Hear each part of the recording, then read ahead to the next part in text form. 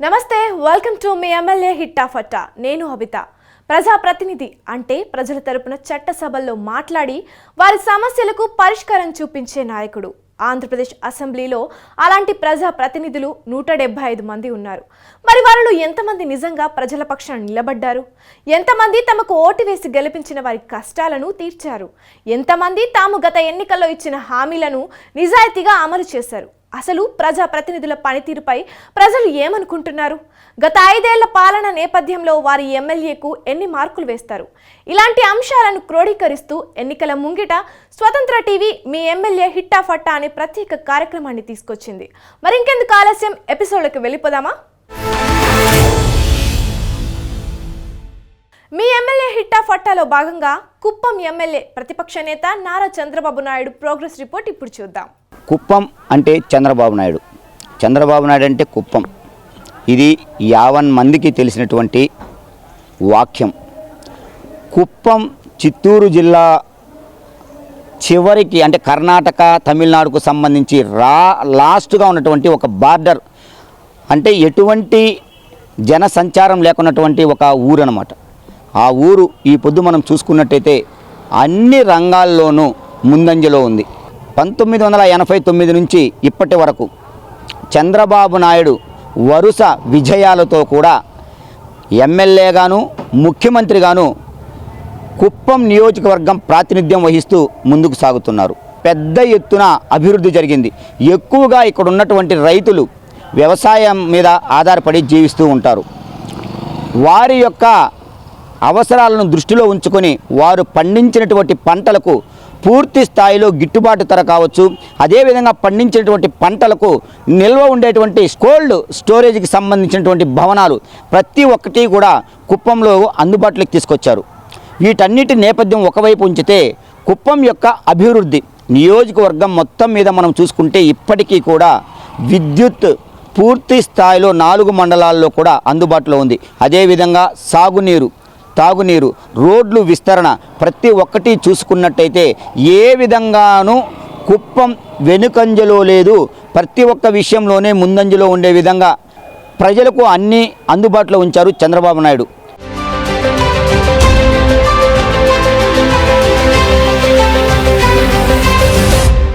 కుప్పం ఈ పేరు చెప్పగానే మొదటగా గుర్తుకొచ్చేది మాజీ సీఎం, ఏపీ ప్రతిపక్ష నేత నారా చంద్రబాబు నాయుడే. చిత్తూరు జిల్లా నారావారిపల్లెకు చెందిన చంద్రబాబు నాయుడు మొదట్లో కాంగ్రెస్ పార్టీ నుంచి ఎమ్మెల్యేగా పోటీ చేశారు. 1978లో చంద్రగిరి నుంచి పోటీ చేసిన ఆయన విజయం సాధించారు. అనంతరం 1983లో జరిగిన ఎన్నికల్లో మరోసారి బరిలో దిగి టీడీపీ అభ్యర్థి చేతిలో ఓటమి పాలయ్యారు. అనంతరం టీడీపీలో చేరి కుప్పం నియోజకవర్గానికి మారిన చంద్రబాబు ఇక అప్పటి నుంచి వెనక్కు తిరిగి చూసుకోవాల్సిన అవసరం లేకుండా పోయింది. ఈ కుప్పం నియోజకవర్గం చాలా వెనకబడిన మారుమూల ప్రాంతం. ఆ తర్వాత చంద్రబాబు గారు వచ్చిన తర్వాత, అతను ముఖ్యమంత్రి అయిన తర్వాత కుప్పంను అంచెలంచెలుగా అభివృద్ధి చేశారు. చెప్పుకోవడానికి మనకు అందనంత ఎత్తుకు తీసుకెళ్లాడు కుప్పం నియోజకవర్గాన్ని. మేము ఒక ముఖ్యమంత్రికి ఓటేస్తాము అని చెప్పడానికి చాలా గర్వపడుతున్నాము. అలాగే ఇప్పుడు మా కుప్పం డెవలప్ కావాలంటే ఖచ్చితంగా చంద్రబాబు నాయుడు గారే సీఎం కావాలి. సీఎం అవుతే కుప్పం మళ్ళీ అభివృద్ధిలో పరుగులు పెడుతుంది. ఇప్పుడైనా అభివృద్ధి కంటే ఇంకా అంచెలంచెలుగా అభివృద్ధి చేస్తారనే విశ్వాసంతో మేము ముఖ్యమంత్రిగా ఉన్న నారా చంద్రబాబు నాయుడు గారికి మా ఓటేసి ముఖ్యమంత్రిగా ఎన్నుకుంటాం. ఆ తర్వాత జరిగిన పరిణామాల్లో టీడీపీ అధినేతగా మారిన చంద్రబాబు నియోజకవర్గంపై పూర్తి స్థాయిలో పట్టు సాధించారు. చివరకు నామినేషన్ సమయంలో వచ్చి వెళ్లిపోయినా తాను తిరుగులేని విధంగా నాటి నుంచి నేటి వరకు గెలుస్తూ వస్తున్నారు.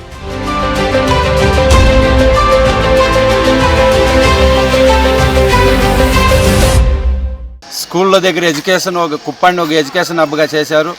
అదేవిధంగా దేవాలయాలు అయితే ఏమిటి, రోడ్లు అయితే ఏంటి, ప్రతి గ్రామానికి రోడ్లు వేసిన ఘనత చంద్రబాబు నాయుడు గారిదే, దేవాలయాలు కట్టించిన ఘనత చంద్రబాబు నాయుడు గారిదే.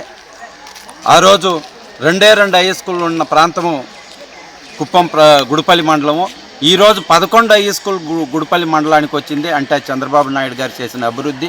ఇలా చెప్పుకుంటూ పోతే దాదాపు గుడిపల్లి మండలాన్ని కానీ కుప్పం నియోజకవర్గాన్ని కానీ అభివృద్ధి చేసిన ఘనత చంద్రబాబు నాయుడు గారు ఎమ్మెల్యే అయిన తర్వాత జరిగింది. అదేవిధంగా ఆయన ముఖ్యమంత్రి అవ్వడం కూడా తెలుగుదేశం పార్టీ కానీ కుప్పం నియోజకవర్గం ప్రజలు చేసుకున్న అదృష్టము. ఎందుకంటే అభివృద్ధి ఆయన లేకపోతే అభివృద్ధి అనేదే లేదు, కుప్పం అనేదే లేదు, ఇక్కడుండే తెలుగుదేశం అనే కార్యకర్తలు అనేది లేదు. ఈ కుప్పం నియోజకవర్గాన్ని మారుమూల గ్రామాల అన్నిటికీ ప్రతి గ్రామానికి ఓవర్ ట్యాంక్ కట్టి, ప్రతి గ్రామానికి మంచినీరు ఇచ్చి, ప్రతి గ్రామానికి బడి కట్టించి, ప్రతి పంచాయతీకి హై స్కూల్ కట్టించి, ప్రతి మండలానికి జూనియర్ కాలేజీ పెట్టించి, ప్రతి మండలాన్ని బాగా డెవలప్ చేసి, ప్రతి గ్రామానికి సీసీ రోడ్లు వేసి, ప్రతి పంచాయతీకి ఎన్టీఆర్ సుజలా వాటర్ పెట్టి, పల్లె పల్లెకు రింగ్ రోడ్డు మాదిరి తార్ రోడ్డు లేపించి ఎంతో డెవలప్ చేశాడు. మాకు నారా చంద్రబాబు నాయుడు ఈ నియోజకవర్గ ప్రజలకు మాకు దేవునితో సమానం. ఆయన వచ్చిన తర్వాత ఈ నియోజకవర్గం వెనుకబడిన ప్రాంతం అనే పేరుంటే దాన్ని ఈరోజు ఢిల్లీలో కుప్పం అనే పేరు నిలబెట్టిన వ్యక్తి నారా చంద్రబాబు నాయుడు గారు మా దేవుడు. కానీ ఇప్పుడు ఉన్నటువంటి వైఎస్ఆర్ పార్టీ వాళ్ళు ఇక్కడ ఎమ్మెల్యే గెలిస్తే మాకు మంత్రి ఇస్తారు, మేమేమో డెవలప్ చేస్తామనే కల్లిబుల్లి మాటలు వాళ్ళు చెప్తా ఉన్నారు. అయ్యా, మాకు ఎమ్మెల్యే వద్దు, మాకు మంత్రి వద్దు. మా చంద్రబాబు నాయుడు గారు ఈ నియోజకవర్గంలో ఎమ్మెల్యే అయితే మాకు ముఖ్యమంత్రి అవుతాడు. ముఖ్యమంత్రి అయితే ఈ నియోజకవర్గం అంగరంగ వైభవంతో మంచి డెవలప్ అవుతుంది. ఎన్నో కాలేజీలు వచ్చాయి, యూనివర్సిటీ వచ్చింది, మెడికల్ కాలేజీలు వచ్చింది, ఇంజనీర్ కాలేజీలు వచ్చింది. మీ ప్రభుత్వంలో ఎక్కడన్నా ఒక ఇంజనీర్ కాలేజీ తీసుకొచ్చారా, ఒక మెడికల్ కాలేజీ తీసుకొచ్చారా? ఏ గ్రామానికైనా ఒక తార్ రోడ్డు వేసారా? ఏ గ్రామానికైనా ఏ పంచాయతీకైనా సీసీ రోడ్లు వేసారా? జీరో. మీరు ఇచ్చిండేదంట అమ్మఒడి, నానబుడ్డికి తెప్పితే డెవలప్మెంట్ అంటూ ఏ మాత్రము జరిగింది జీరో.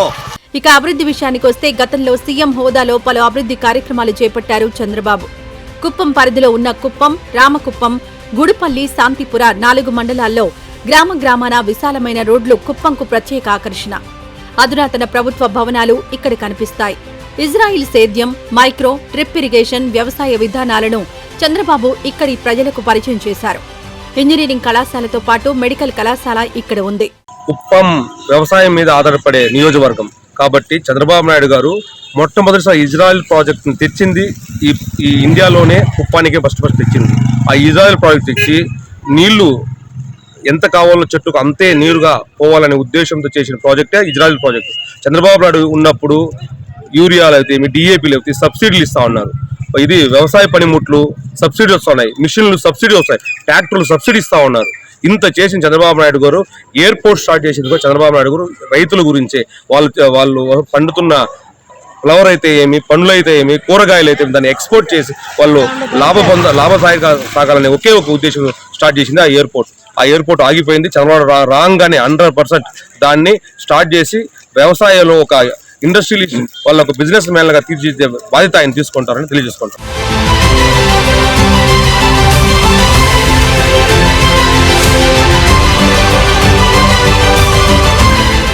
మరి కుప్పం నియోజకవర్గంలో అంతా బాగానే ఉందా?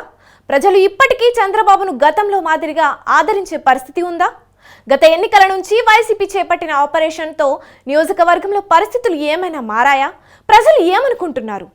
టీడీపీ అధినేత చంద్రబాబు 7 సార్ల నుంచి వరుసగా కుప్పంలో గెలుస్తున్నారు. సరే, అలాగని అంతా బాగుందా అంటే లేదన్న కామెంట్లు బలంగా వినిపిస్తున్నాయి.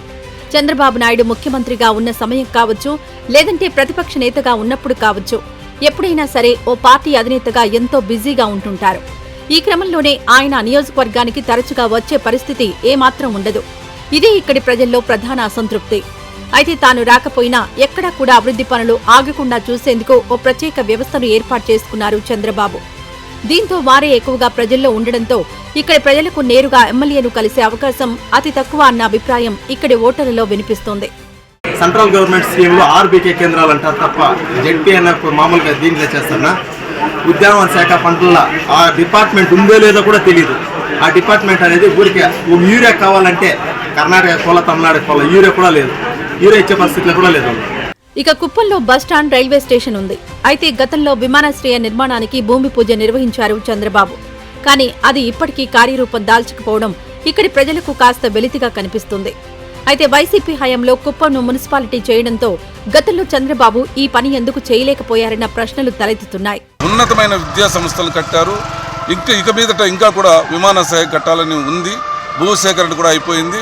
ఈసారి ముఖ్యమంత్రిగా చంద్రబాబు నాయుడు గారు అయితే మాత్రం ఖచ్చితంగా విమానాశ్రయం అయ్యి రైతులు పువ్వులు కానీ పండ్లు కానీ విదేశాలకు ఎగుమతి చేసి మంచిగా ఉంటారని ఆశిస్తున్నాను.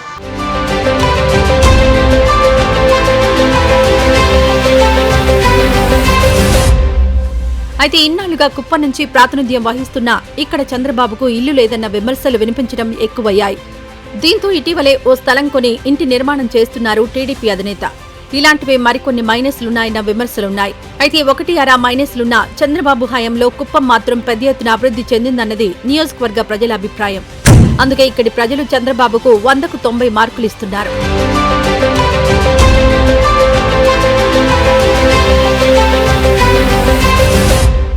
చిత్తూరు జిల్లాలో ఉన్నటువంటి చిట్ట చివరి ప్రాంతమైన అటవీ ప్రాంతానికి ఆనుకొని ఉన్నా కూడా పెద్ద ఎత్తున ఏనుగుల గుంపు నిత్యం కూడా ఆ యొక్క కుప్పం సరిహద్దుల్లో ఉన్న పంట పొలాల మీద దాడులు చేయడమే కాకుండా అనేక మంది రైతుల ప్రాణాలను కూడా తీసుకునేటువంటి పరిస్థితి కనబడుతుంది.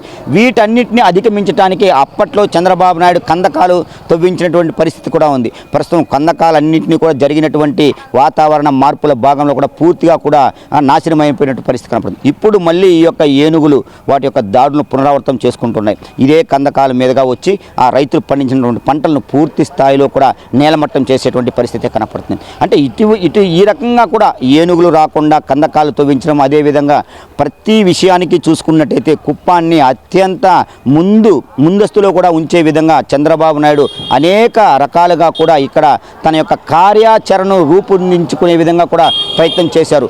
ఇప్పటికీ కూడా ఈ సెకండ్కు కూడా ఎన్నికలు జరిగితే కుప్పం నుంచి చంద్రబాబు నాయుడు ప్రాతినిధ్యం వహిస్తూనే ఉంటారు. ఇప్పటికీ కూడా ఎమ్మెల్యేగా కూడా ఆయనే గెలుస్తారు. కానీ అక్కడ ఉన్నటువంటి ప్రజలు ఒకటే చెప్తున్నారు, చంద్రబాబు నాయుడుకు ఎమ్మెల్యేగా మేము చూడము, ఎమ్మెల్యేకి మేము ఓటు వేయము, కేవలం ముఖ్యమంత్రి హోదాలోనే ఆయనకి ఓటు వేస్తాము. ప్రతి ఒక్క ఇంటి నుంచి కూడా ఇదే మాట వస్తుంది.